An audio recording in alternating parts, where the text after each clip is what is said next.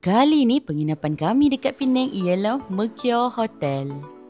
Sampai je hotel terus nampak view yang cantik. Bilik yang kami booking pada kali ni ialah Superior Ocean View Suite Room. Buka pintu, dekat sebelah kiri ada mini kitchen. Bilik ni pula dia ada dua bahagian. Ruang tamu ada meja makan, ada tempat duduk dan ada TV. Dan ini adalah ruang bilik tidur.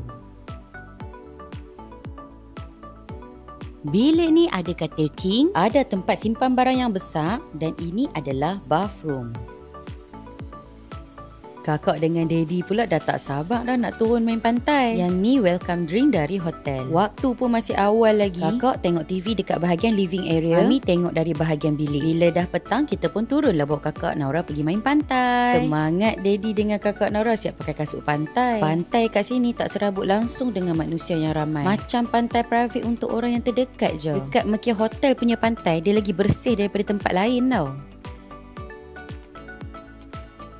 Macam biasa, mandi pantai takkan selesai, dia akan nak mandi kolam pula. Dan ini adalah suasana pada waktu malam. Tenang dan suasana pun cantik. Siap ada tempat lepak lagi tepi ni mereka sediakan. Dekat sebelah sini pula ada kafe. Bilik ni kami request untuk extra bed. Jadi Naura tidur dekat bahagian living area.